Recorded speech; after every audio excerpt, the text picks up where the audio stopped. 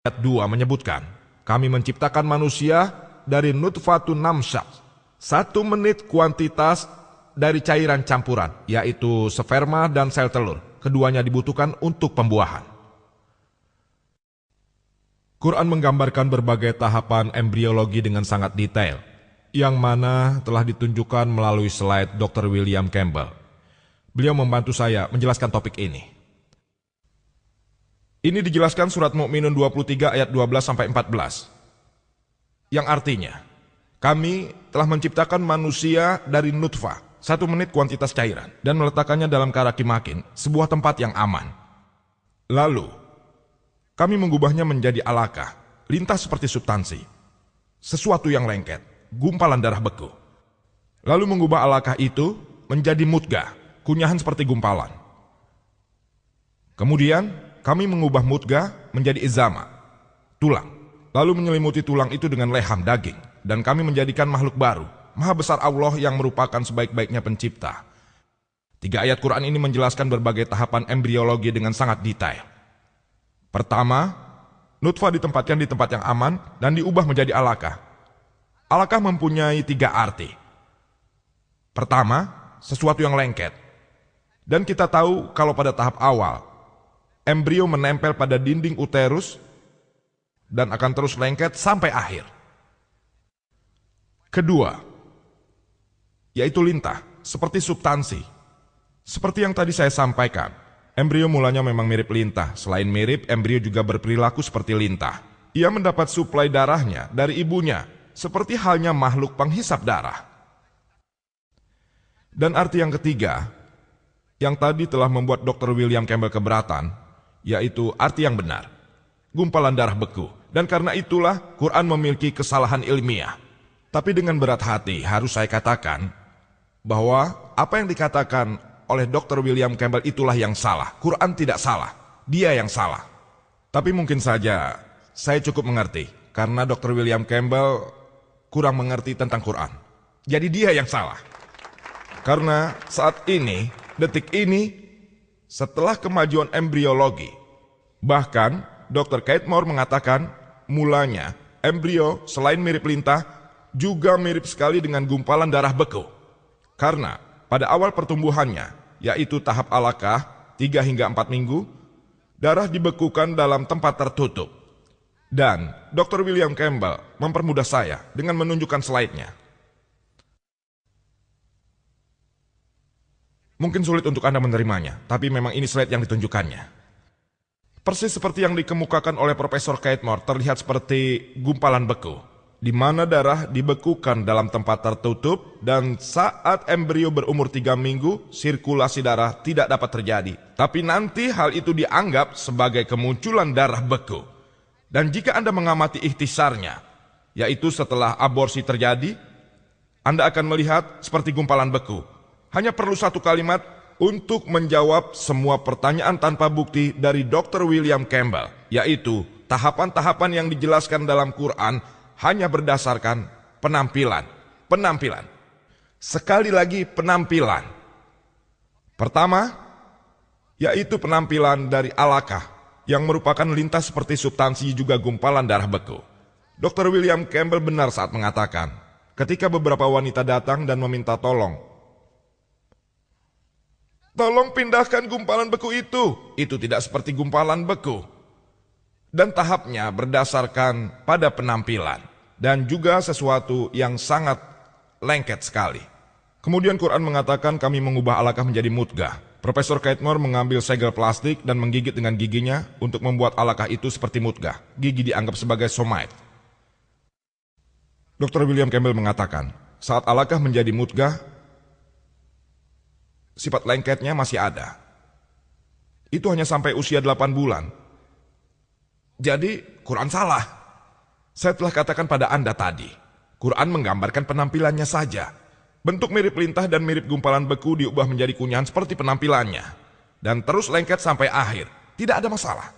Tahapannya dibagi atas dasar penampilan, tidak hanya fungsinya. Lalu Quran berkata, kami mengubah mudghah menjadi izama dan menyelimutinya dengan daging. Dr. William Campbell mengatakan, dan saya sangat setuju dengannya, bahwa pendahuluan dari otot dan tulang rawan, yaitu tulang-tulang. Mereka terbentuk bersama. Saya setuju dengan hal ini.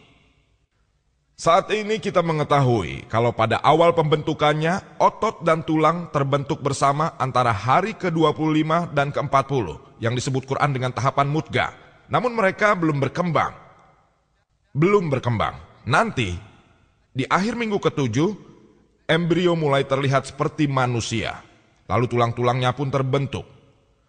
Menurut embriologi modern, tulang terbentuk setelah hari ke-42 dan memberi bentuk pada kerangka. Bahkan pada tahap ini saat tulang terbentuk, otot belum terbentuk. Nanti, setelah minggu ke-7 dan awal minggu ke-8, otot baru terbentuk. Jadi Quran sangat sempurna menggambarkan pertama alaqah, kemudian mudghah, lalu izama. Setelah itu diselimuti daging. Dan ketika mereka terbentuk, penggambarannya sempurna. Profesor Keith Moore mengatakan bahwa tahapan-tahapan yang dijelaskan dalam embriologi modern, tahap 1, 2, 3, 4, dan 5 sangat membingungkan. Sedangkan penjelasan tahapan embriologi dalam Quran atas dasar penampilan dan bentuk sangat lebih baik. Alhamdulillah. Lalu dia berkata, begini katanya, saya tidak akan keberatan mengakui Nabi Muhammad utusan Tuhan dan Quran Agung ini pastilah wahyu dari Tuhan yang maha besar.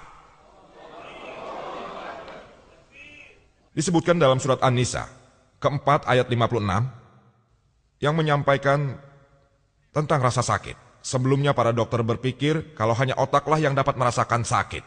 Tapi saat ini kita tahu bahwa selain otak ada reseptor di kulit yang juga dapat merasakan sakit, yang kita namakan perasa sakit. Quran menyebutkan dalam surat Nisa 4 ayat 56, bagi mereka yang menolak tanda-tanda kami akan melemparkan mereka ke api neraka dan sesering kulit mereka terbakar. Kami akan memberi mereka kulit baru yang akan merasakan sakit lagi. Ini menunjukkan bahwa ada sesuatu di kulit yang bertanggung jawab atas rasa sakit. Profesor Tagada Sahun, Ketua Jurusan Anatomi, Universitas Chiang Mai di Thailand, hanya karena satu ayat ini, dia mengucapkan syahadat. Di konferensi kesehatan ke-8 di Riyadh, dia berkata, La ilaha illallah Muhammadur Rasulullah. Tak ada Tuhan selain Allah dan Nabi Muhammad SAW utusan Allah. Saya tadi mengawali pembicaraan saya dengan mengutip ayat dari Al-Quran yang mulia dari surat Fussilat 41 ayat 53. Sanurihim ayatina fil afaqih wa fi anfusihim hatta yatabayyana lahum annahul haq. Afalam yahti bi rabbika anna wala kulli syai'in syahid. Kami akan menunjukkan pada mereka tanda kami paling jauh di ujung jauh horizon dan ke jiwa mereka sampai jelas bahwa inilah sebenarnya. Satu ayat ini cukup untuk memberi bukti pada Dr. Tagada Sahun kalau Quran itu wahyu Tuhan. Orang lain mungkin butuh 10 tanda. Mungkin 100 atau bahkan 1000 tanda diberikan tapi mereka tidak mau mengakui kebenaran Quran. Quran menyebutkan orang itu dalam surat Al-Baqarah 2 ayat 18. Summum bukmun umyun pahum layar jiun. Orang tuli bisu buta, mereka tidak akan kembali ke jalan yang benar. Injil juga kemukakan hal yang sama dalam ajaran Matius 13 ayat 13. Bermata tapi tidak melihat, bertelinga tapi tidak mendengar, juga tidak memahami. Dan mengenai bagian lain dari embriologi, saya akan menanggapinya insya Allah, jika waktu memungkinkan. Saya harus adil juga pada bagian yang lain, mengenai Injil dari sudut pandang ilmu pengetahuan. Pertama-tama saya ingin mengatakan bahwa Quran surat Ar-Ra'd 13 ayat 38. Kami telah menurunkan beberapa wahyu. Hanya 4 yang disebutkan. Taurat, Zabur, Injil, dan Quran. Taurat adalah wahyu yang diturunkan pada Nabi Musa alaihissalam. Zabur adalah wahyu yang diturunkan pada Daud alaihissalam. Injil adalah wahyu yang diturunkan pada Isa alaihissalam. Dan Quran adalah wahyu yang terakhir pada utusan terakhir yaitu Nabi Muhammad SAW. Biar saya perjelas lagi mengenai satu hal, bahwa Injil ini yang dipercayai orang-orang Kristen sebagai firman Tuhan bukanlah Injil yang dipercaya oleh kaum muslim bahkan oleh nabi-nabi sebelumnya.